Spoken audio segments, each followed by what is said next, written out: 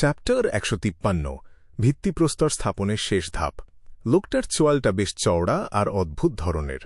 মাথার চুলগুলো প্রাচীন কোনো নাইটের মতো করে একটা ঝুঁটি বেঁধে রাখা হয়েছে। চোখগুলো এমনভাবে তোমার দিকে তাকিয়ে আছে যেন তাতে একটা বরফ শীতল হাসির আভা লেগে আছে। শিও দেরেচা সোফার ওপর অর্ধেক শরীর এলিয়ে দিয়ে বসে অড্রের দেওয়া ছবিটার দিকে গভীর মনোযোগ দিয়ে তাকিয়েছিল। তার চোখে এই লোকটা মোটেও কোনো সাধারণ মানুষ ছিল না, বরং একটা জীবন্ত আর চলন্ত টাকার পাহাড় ছিল। বিখ্যাত জলদস্যু চিলাঙ্গোসের চেহারাটা নিজের স্মৃতিতে ভালো করে গেঁথে নেওয়ার পর সে কাগজের নিচে লেখা বর্ণনাটুকু পড়তে শুরু করল। সেখানে লেখা ছিল, বাদামি চুল, গাঢ় সবুজ চোখ। এই ছবিটাকে কেবল একটা সাধারণ ধারণা হিসেবে ব্যবহার করা যেতে পারে, কারণ লক্ষ্যবস্তু অন্য যে কারো রূপ ধারণ করার ক্ষমতা রাখে। সে কতক্ষণ এই রূপ পরিবর্তন করে থাকতে পারে তা এখনও অজানা। ছবিটা শুধু একটা সাধারণ ধারণা হিসেবেই ব্যবহার করা যাবে। লক্ষ্যবস্তু অন্য মানুষের রূপ নিতে পারে, শুধু রেফারেন্স অন্য মানুষের রূপ। শিও দেরেচা কিছুক্ষণ বোকার মতো তাকিয়ে রইল। সে মনে মনে ভাবল, তাহলে আমি এতটা সময় ধরে তার মুখের বৈশিষ্ট্যগুলো মুখস্থ করার পেছনে কেন নষ্ট করলাম? শিওর চোখে মুখে একটা হতভম্ব ভাব ফুটে উঠল, যেন দুনিয়াটা যে তার প্রতি কতটা নিষ্ঠুর হতে পারে তা সে এই প্রথম অনুভব করল। সে মাথা তুলে তাকাল এবং দেখল ফোর্স ওয়াল তার উল্টো দিকের সোফায় খুব অলসভাবে শুয়ে আছে। ফোর্স আপনমনে বিড়বিড় করে বলছিল, এই লোকটাকে খুঁজে বের করার কোনো উপায় নেই। আমরা জানিই না সে দেখতে আসলে কেমন। আমরা শুধু এটুকুই জানি যে সে ব্যাকলুন্ডের লোক নয়। প্রতিদিন অসংখ্য বিদেশি এই ব্যাকলুন্ডে যাতায়াত করে, তাদের মধ্যে একে খুঁজে পাওয়া অসম্ভব। ফোর্স সোফায় সোজা হয়ে বসার চেষ্টা করল, কিন্তু তিনবার চেষ্টা করার পরেও সে ব্যর্থ হল। সে কিছুটা মুখ বাঁকিয়ে বলল, আমি শুধু একজন অ্যাপ্রেন্টিস, আরবিটার নই। এরপর সে সোফার হাতলে ভর দিয়ে কোনোমতে নিজেকে টেনে টুনে সোজা হয়ে বসার অবস্থানে নিয়ে আসল। ফোর্স কিছুটা মজা করে বলল, সেই মিস কি মনে করেন যে আমরা কোনো ভবিষ্যৎ বক্তা? সেও কিছু একটা উত্তর দিতে যাচ্ছিল, কিন্তু তখনই তার নজরে এলো যে কাগজের নিচে আরও কিছু ছোট ছোট নোট বা ফুটনোট লেখা আছে, যা সে এখনও পড়েনি। সে খুব নিচু গলায় সেগুলো পড়তে শুরু করল। খোঁজার জন্য নিচের উপায়গুলো অনুসরণ করা যেতে পারে। ১. চিলাঙ্গোসের কাছে একটি অশুভ বস্তু আছে। প্রতি একদিন পর পর এই বস্তুটির জন্য একজন জ্যান্ত মানুষের মাংস, রক্ত আর আত্মার প্রয়োজন হয়। তাই তোমরা চাইলে নিখোঁজ হয়ে যাওয়া ভবঘুরেদের খোঁজ নিতে পারো। ২. চিলাঙ্গোসের ব্যাপারে খুব খুঁটিনাটি তথ্য সংগ্রহ করো এবং তার বিশেষ শখ ও আচরণের একটা তালিকা তৈরি করো। ৩. একজন মানুষের চেহারার ধরন বদলে যেতে পারে, কিন্তু যতক্ষণ না সে বিশেষ কোনো প্রশিক্ষণ পাচ্ছে, সে সাধারণত নিজের মতোই আচরণ করে। যেমন ধরো সে কি খেতে পছন্দ করে, তার হাঁটার ধরন বা এমন কিছু কাজ যা সে অভ্যাসবশত করে থাকে, এবং আরও অনেক ছোট ছোট বিষয়। ফোর্স শুনতে শুনতে মাথা নাড়াল। সে বলল, মিস অড্রে আসলে মোটেও তেমন অবুঝ বা সরল কিশোরী নন যেমনটা তাকে নিয়ে গুজব শোনা যায়। তার মনটা বেশ সূক্ষ্ম আর তার পর্যবেক্ষণ ক্ষমতাও বেশ শান্ত। সেও কিছুটা সন্দেহের সুরে জিজ্ঞেস করল, তাই নাকি? সে আসলে কোনো উত্তরের অপেক্ষা করছিল না, বরং প্রসঙ্গ বদলে দিয়ে বলল, আমি তথ্য সংগ্রহের দায়িত্ব নিচ্ছি। তুমি কি সেই এক গাদা গোল্ড পাউন্ডের থুড়ি, সেই অ্যাডমিরালের শখ আর অদ্ভুত বৈশিষ্ট্যগুলো একটু গুছিয়ে লিখতে পারবে? ফোর্স তার বড় বড় চোখ করে তাকাল এবং তার সিগারেটের স্টিলের বাক্সটা নাড়াল। সে আর্তনাদ করে বলল, তুমি এটা করতে পারলে? তুমি একজন সুকুমার আর সংবেদনশীল লেখকের ওপর এই তথ্য গোছানো, বিশ্লেষণ আর যুক্তিতর্কের কাজ চাপিয়ে দিতে পারলে?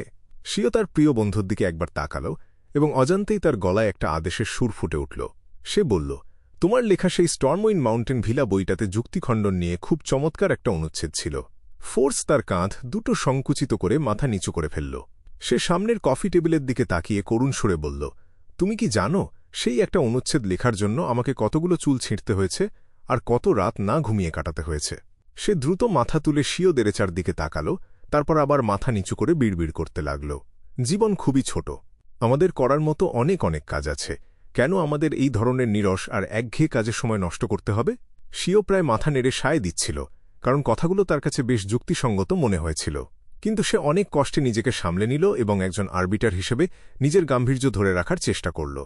সে গলাটা একটু চেপে ধরল, যাতে তার বাচ্চাদের মতো গলার স্বরটা কিছুটা গম্ভীর শোনায়।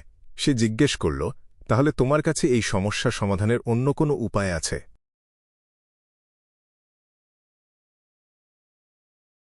ফোর্স প্রায় ২০ সেকেন্ড ধরে গভীর চিন্তা করল, তারপর হঠাৎ মাথা তুলে তাকাল।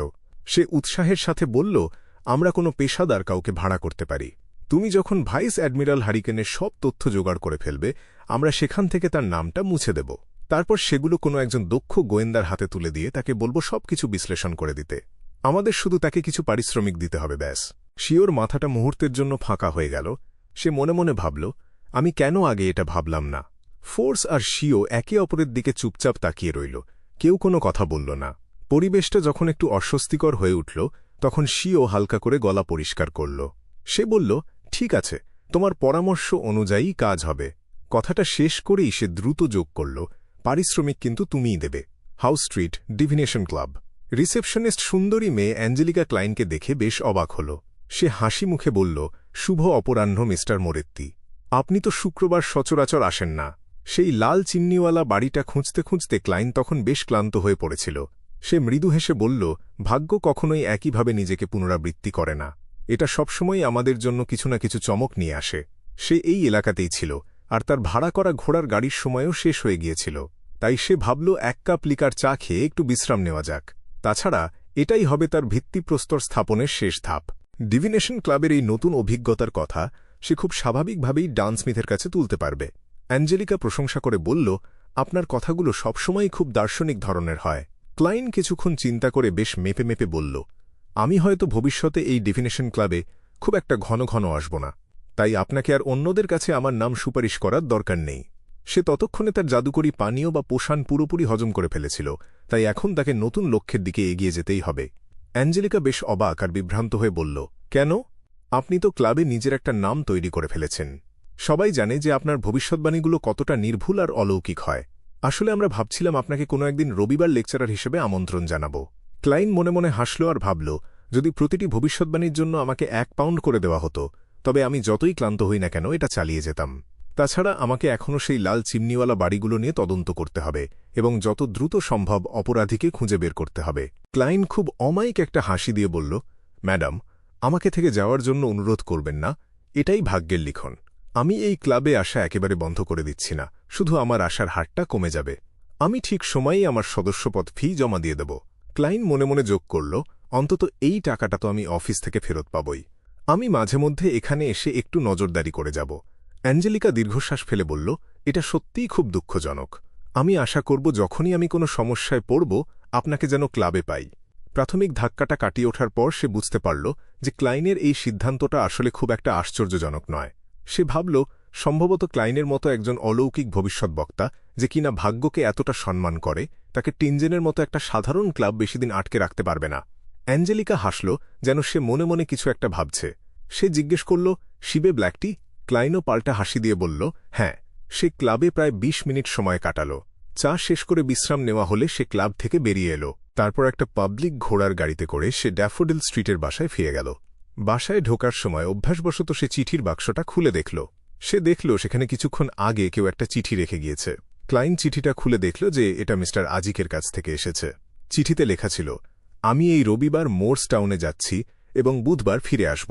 ক্লাইন মনে মনে ভাবল, মোর্স টাউনের বেশিরভাগ মানুষই দেবীর উপাসক। সে রবিবার সেখানে যাচ্ছে, তার মানে সাধারণ গতিতে হিসেব করলে নাইট হক্সরা এই তথ্য মঙ্গলবার বা বুধবারের আগে পাবে না। আমি সময় মতো কাজটা গুছিয়ে নিতে পারব। মিস্টার আজিক যে আমার অনুরোধের কথা মনে রেখেছেন এটা ভেবে ভালো লাগছে। আমি আশা করি তার মনে আছে যে কাজটা যেন সে নিজে সরাসরি না করে। কোনো আত্মাকে ডেকে ভয়ঙ্কর কিছু একটা করিয়ে দিলেই হবে। ক্লাইন হালকা করে মাথা নাড়াল। সে তার আধ্যাত্মিক শক্তি ব্যবহার করে ঘর্ষণের মাধ্যমে চিঠিটা পুড়িয়ে ফেলল। সে তার হাতটা একটু ঝাড়া দিল, আগুনের শিখাগুলো ছাই হয়ে গেল এবং ধীরলয় মাটিতে ঝরে পড়ল। শনিবার বিকেল। ক্লাইন তার কালো লম্বা ওভারকোট আর হ্যাট পরেছিল। হাতে লাঠি নিয়ে সে খুব ধীর পায়ে ব্ল্যাকথর্ন সিকিউরিটি কোম্পানির ভেতরে ঢুকল। রোজানকে শুভেচ্ছা জানিয়ে সে অফিস কক্ষের বিভাজক দেওয়ালের দিকে তাকাল। সে দেখল ক্যাপ্টেনের ঘরের দরজা খোলা আছে। সে ইচ্ছা করেই একটু গলা উঁচিয়ে বলল, গতকাল আমি ডিভিনেশন ক্লাবে একটা মেয়েকে দেখেছি যে দেখতে ঠিক তোমার মতো। রোজান বেশ কৌতূহল নিয়ে জিজ্ঞেস করল, তাই নাকি? ক্লাইন খুব সাধারণ ভঙ্গিতে মাথা নেড়ে বলল, হ্যাঁ, সত্যি বলতে আমি ভেবেছিলাম সে হয়তো তোমার বোন হবে। রোজান হেসে উঠে বলল, তোমাকে হতাশ করার জন্য দুঃখিত, কিন্তু আমার কোনো বোন নেই, এমনকি কোনো কাজিনও নেই। সে হাসতে হাসতে আরও জিজ্ঞেস করল, তোমার কি মেয়েটার নাম মনে আছে? ক্লাইন হাসল এবং বলল, না, আমি কেন তার নাম মনে রাখতে যাব? তাকে দেখতে হুবহু তোমার মতোই লাগছিল। রোজান খুব কথা বলতে ভালোবাসে, তার সাথে কথা শুরু করার জন্য অন্য কারো দরকার হয় না। সে নিজেই জিজ্ঞেস করল, ক্লাইন, আমি ধরে নিতে পারি যে তুমি ডিভিনেশন ক্লাব থেকে বেশ ভালোই আয় করছ? একজন সত্যিকারের ভবিষ্যৎবক্তা হিসেবে তোমার ক্ষমতা তো তাদের চেয়ে অনেক বেশি যারা এটাকে স্রেফ শখ হিসেবে নিয়েছে। ক্লাইন একটু কাশল এবং মনে মনে ভাবল, তুমি যদি এই প্রসঙ্গের অবতারণা না করতে তবে আমরা ভালো সহকর্মী হিসেবেই থাকতাম। সে বলল, একজন ভবিষ্যৎবক্তাকে ভাগ্যের প্রতি শ্রদ্ধাশীল হতে হয়। আমরা কোনো অন্যায় সুবিধা পাওয়ার জন্য ভবিষ্যৎবাণী ব্যবহার করতে পারি না। রোজান কৌতূহলী হয়ে জিজ্ঞেস করল, তুমি কি একজন ভবিষ্যৎবক্তা হিসেবে নিজের কোনো নীতিবাক্য তৈরি করছ? ক্লাইন খুব সরাসরি উত্তর দিল, হ্যাঁ। অল্প কিছুক্ষণ গল্প করার পর ক্লাইন রোজানের কাছ থেকে বিদায় নিল। সে তার হ্যাটটা হাতে নিল এবং বিভাজক দেওয়ালের দিকে এগিয়ে গেল। ঠক ঠক ঠক। সে খোলা দরজায় টোকা দিল এবং ডান স্মিথের দিকে তাকাল, যে তখন কফি খাচ্ছিল। ডান মাথা তুলে ক্লাইনের দিকে তাকাল এবং সাথে সাথে সোজা হয়ে বসল। ক্লাইন গত 2 দিন ধরে ক্যাপ্টেনকে ভালো করে পর্যবেক্ষণ করছিল। সে নিশ্চিত হয়েছিল যে ডান স্মিথ এখনও অ্যাক্টিং মেথড বা অভিনয়ের মাধ্যমে শক্তি অর্জনের সেই পদ্ধতির কথা কাউকে বলেনি। এটা পরিষ্কার ছিল যে সেও চার্চের উচ্চপদস্থ কর্মকর্তাদের ব্যাপারে বেশ সতর্ক। ক্লাইন তাই ঘরের দরজাটা বন্ধ করে দিল এবং ডানের উল্টো দিকে বসল। তার চোখে মুখে তখন খুব গম্ভীর কিন্তু সামান্য উত্তেজনার ভাব ফুটে উঠেছে। সে বলল, ক্যাপ্টেন, আমার মনে হয় আমি সিয়ার পোষণটা পুরোপুরি আয়ত্ত করে ফেলেছি। আমি একটা বিশেষ আবেদন জমা দিতে চাই।